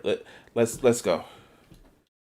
The children get off. They're pushing, and then this girl, she gets knocked over. Well, the mother comes over, And she says to the girl, "Are you okay?" She's like, "Yes, mom." So then she looks at the boy. Now the boy is her son, so that means they're siblings. She looks at the boy and says, "You knocked your sister over." And he said, "No, mom, I didn't knock her over." She said, "Yes, you did. I saw you knock her over." And he says, "No, mom, I really believe she fell." She says to him, "You know what? You're very bossy. The other children, they don't want to listen to what you're saying. They probably want to play their own way, but you're directing everybody on what to do. You need to go on timeout because you're being too bossy and you're backlipping your mother, and I'm not going to stand for that, right?" So he goes away and he's on timeout for probably 5 minutes or so, and then he comes back and plays again. But that spoke to me, and I thought, Wait.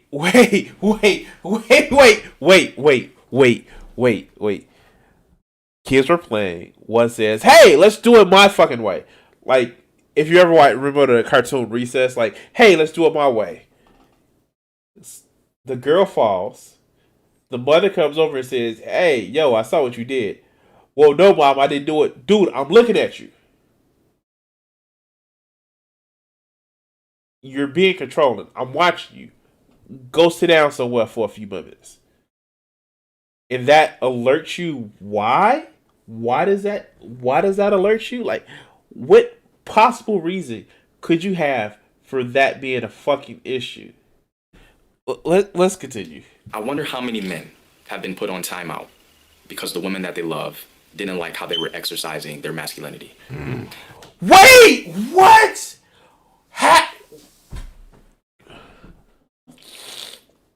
Oh God, I'm being congested, but wait, what?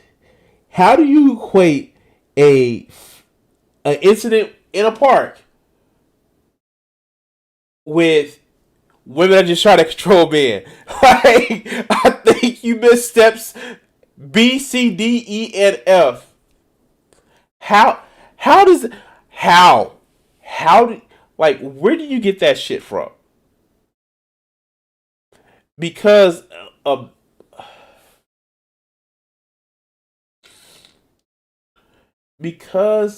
mother told her son that, "Hey, your behavior isn't culture," it translates into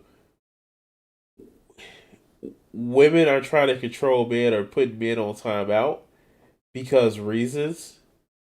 By that fucking token, children shouldn't learn how to be in fucking society at all. Because society has rules. And, like, wow. I don't get how it's a Olympic-sized leap in logic. But, like, how? Fucking how? How does that thing equate? Fuck, let's continue. I mean, I get it. If children talk back, I understand parents don't want that to happen, so they put their children on timeout or what have you. But the most essential part of that whole scenario was this boy stood up and he wasn't being bossy. He was standing in his leadership role. He was exercising his masculinity. Wait. Come up with an idea. Tell the kids to follow along. That's not what masculinity is. That's not what masculinity is. Telling people what to do. Leadership is not masculinity. I'm sorry. Like, and even if leadership was masculinity, most of the motherfuckers who claim to be masculine are not fucking leaders. Oh my God. Like, oh my God. How do you even equate that shit? Well, because, and then he actually said it, because if that was the case, he shouldn't have an issue with the child speaking back to his mother, because he's just being masculine. He's putting his foot down. He's dropping his nuts on the table like, "Bitch, listen to what I'm saying, because I'm a motherfucking man, even though I'm 10 years old, and I'm telling you the motherfucking truth." Like, damn it. That's the logical extension of the illogicality of what the fuck you're saying. Like, you need to be a leader except when it's your place to fall in line. Like, the fuck? But let's continue. And his mother did not identify with that. So although the daughter fell, that just gave her a reason to sit him down anyway, because I don't think she liked him standing up as a leader, because she interpreted it as him being bossy.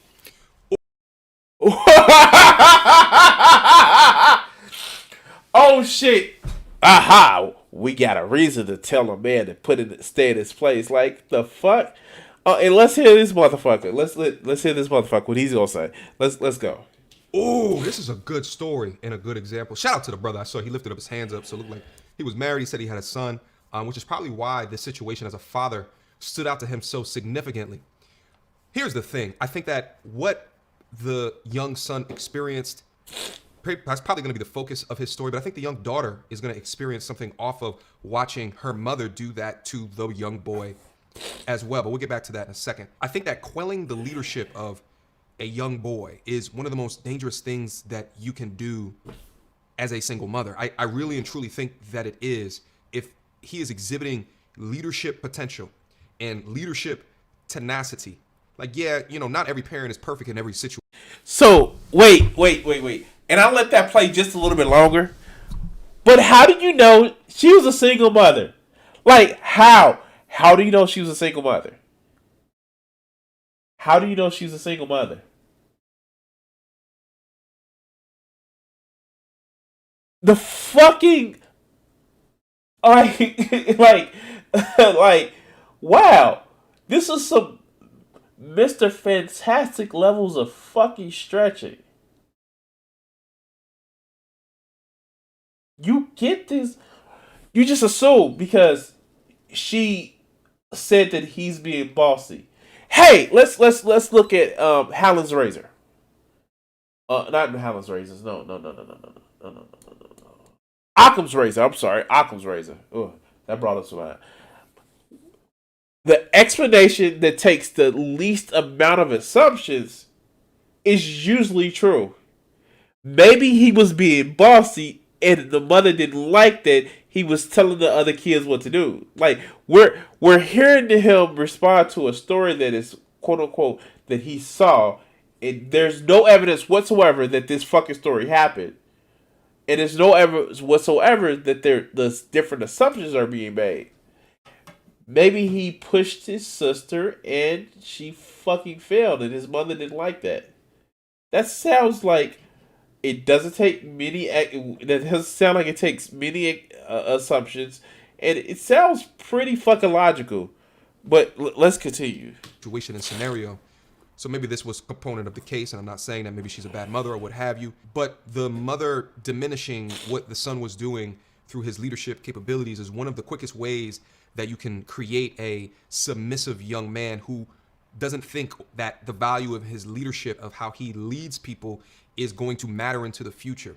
A man that doesn't feel confident necessarily taking life by the horns and creating their future. This is how it starts. Now, there could be some arguments in here of whether or not the young boy actually did knock down the girl and it was the boys. Wait, what? Wait, what? Well, yeah, no, first you gotta actually look at the string on the board that says that women are trying to decrease the male's masculinity and actually make sure that he's weak and shit like that. But oh yeah, he could have just pushed the woman, the girl. Motherfucker, what? What?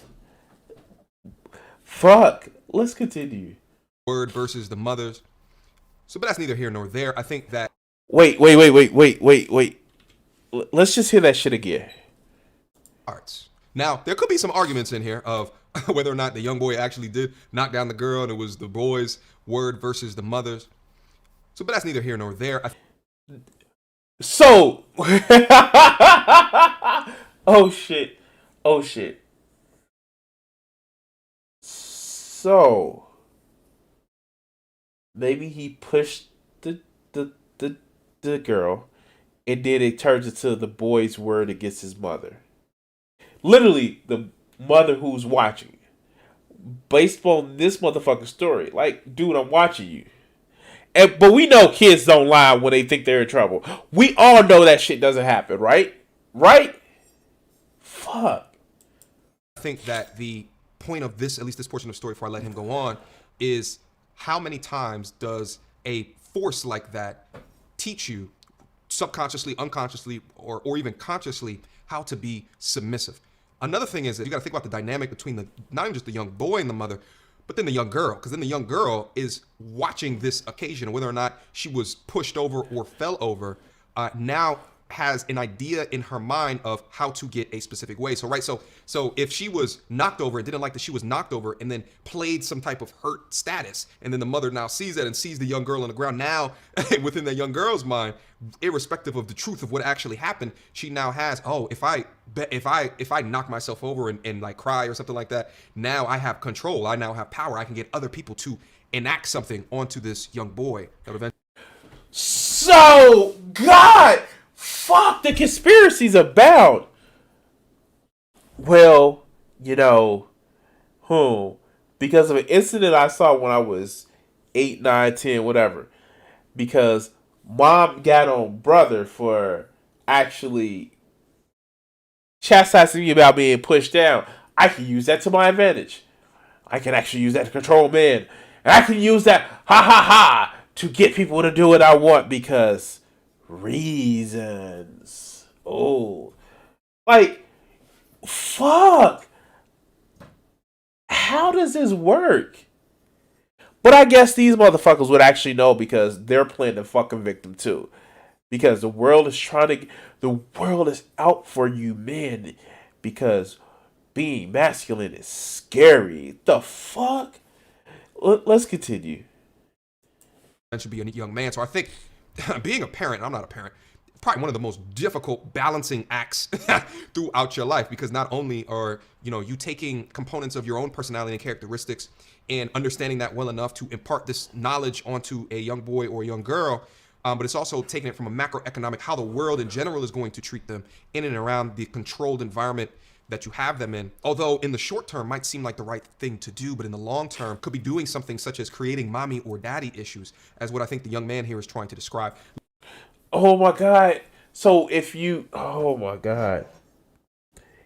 chastise your children for being overly aggressive with the play, then you're trying to demasculate them.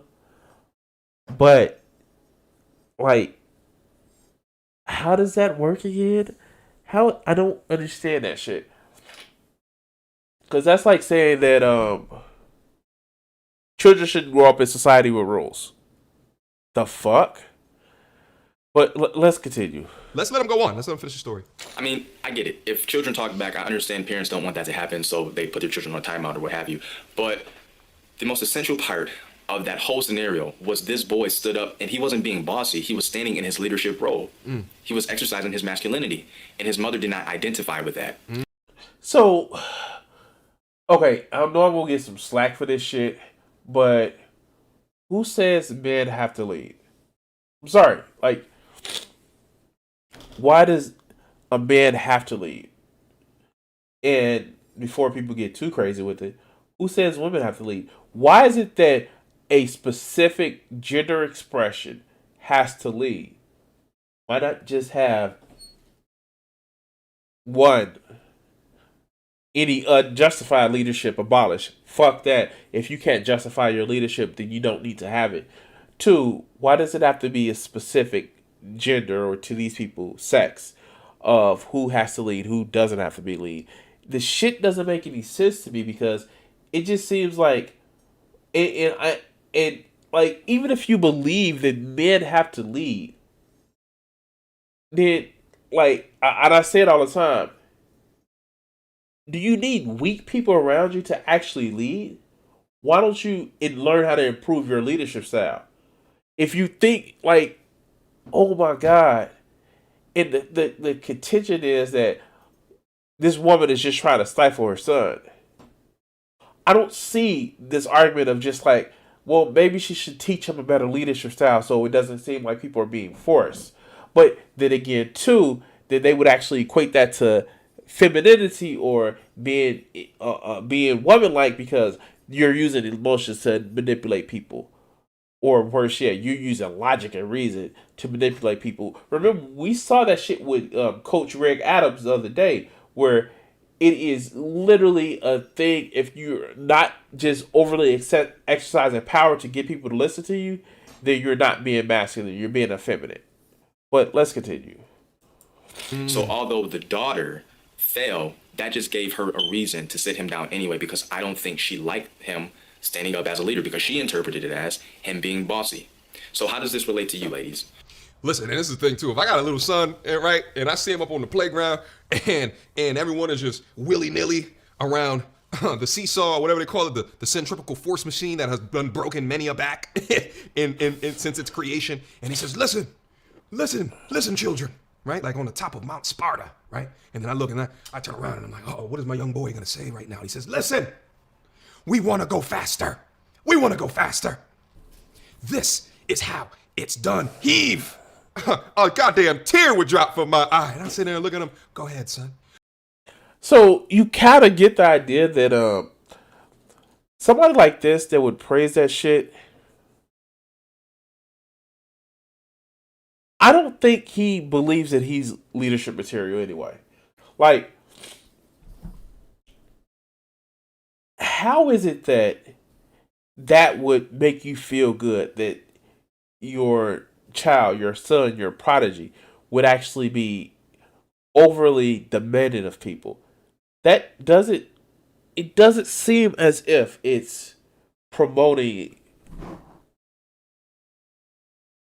I would say, the well-being, but these motherfuckers don't care about the well-being of others or a group. It just seems like you want to live vicariously through somebody else's exorcism of power. And it's the sycophant issue. Every petty tyrant is a sycophant that got its turn. And it's just like, how do you be a sycophant for the expression of fucking power for somebody else? Oh, God. So what? There's going to be some casualties of war. You should have held on tighter. You should have held on tighter. All right? Let my commander-in-chief's son show you how it's done. All right? Let him show you how it's done. All right? If you're weak, you're weak. All right? Let's move on. And you know what? Oh, God. Okay. I know I'm a big guy. But these guys who complain about masculinity, you haven't noticed that they the most fragile stick figure motherfuckers? Like, the guy who's telling the original story and then the guy who's responding to it, they don't look as if, like, they look that they would be okay with with, who was that? The band guy who actually wore a dress on the cover of the magazine. They look as if somebody actually offered them a dress and was forceful enough that they would actually do it, because they don't look the classical version of masculinity. And this is not to talk bad about them, but it's just that a lot of these guys that have these delusions of grandeur about being the most masculine man, like, do you actually believe that Jesse Lee Peterson is a fucking alpha male? Like, for real, like, how, yeah, like, tiny ass man. But let's continue. Well, you may be with a man who may seem indecisive, who may seem scary, not confident. And here's what you have to think. If he is a mama's boy, if you classify this man as a mama's boy, perhaps over years and years and years, he's been conditioned to become dependent. He's been conditioned to not exercise his masculinity. Let's touch on that real quick, because I think that, and all jokes aside, like, you know, I think all jokes aside, again, it's really hard to be a parent and to have foresight within this, because maybe she did see that he was knocking people over or what have you. But I think that the inability to let that young boy exercise his right to leadership is how you create men that are not sure-footed in their steps or confident within their steps and are looking to the guidance of other people in and around them to understand what, should I do this or should I not? And if I do this, will I get punished? Okay, I'm done. Because this shit is fucking insane, because this praising of bullheadedness and this praising of, like, do what the fuck I say type mentality is just, it's fucking tiring. Oh, God, it's fucking tiring. And I don't get how these guys feel, one, that men are inherently born to lead. That's not a thing. And two, that well, you just being a hater. Like, mom, you're just being a hater. And that's the shit that I get from these motherfuckers. I don't fucking know. Anyway, guys, I want to thank everybody who's watched this video. Please like, share, and subscribe. And yeah, that one's over. So I want to say this, guys, and I'm actually running on film, so I'm gonna make this quick. I want to thank everybody who stayed and watched the stream today. Remember, if you haven't seen the whole stream today, I'm actually releasing it clips later on over the course of the next couple of days. I want to thank everybody who's actually joined. As far as subscribing to the channel or following the channel, please continue. I ask if you continue to come and watch the videos. And yeah, remember my birthday is within on February the 16th, within like 2 weeks. So if you want to help me out, you can actually check the description down at the bottom. It actually helped the channel out. All the channels that I put any monies that I get to help and support the channel. And speaking of supporting the channel, thank you guys for watching the stream, and you enjoy the rest of your day. Peace. What do you think that these executives are afraid you're going to do to white America? Probably stop some racism. Stop racism? Yeah. I'm probably afraid of that, because then people don't hate each other, and people start talking to each other, and then they start talking to each other, they find out who's the problem. Which is? Greedy people. Greedy. I have a couple things I want to ask you there. Do you really think that some of the guys that you dealt with at NBC, no names, right? Because there's lawsuits for that too, that some of these guys really want to promote racism actively, or is it a subconscious? I just think it's part of capitalism, is to promote racism, you know, right? In order to make things work. If you feel better because you're white and you can get a job, you use that. I mean, you know, I would. Absolutely. Say, I'm sorry, Jack, but shit, they say I'm white, I'm going to use this. Right, absolutely. Get this job, I'm hungry, you know. But, and that separates people. So they keep people separated, and that keeps them from thinking about the real problem. That's as simple as I see it. Probably it's not that simple, but... Now, all right, you and I are about the same age, right? We're in our mid-30s. How long is it going to take before guys who think like you, and I say guys who think like me, people who don't want to have racism in the country, people who don't want to be oppressing any minority, whatever it is, sexual, whatever minority, really get into positions of power and can change things? You can't get in a position of power, it seems, if you think like that. It seems that the only time you get in a position of power is if you're like the people that are in power. To me, I mean, that's the way it goes. I mean, people that get to become executives become like the people that were already executives. I don't know, maybe... They go in with good intentions, but it eats them up. It's like a cesspool, you know, it just gets on you and it starts the system eating. levels them. Pretty soon it's all gone. Is that what a cesspool sounds like? Yes.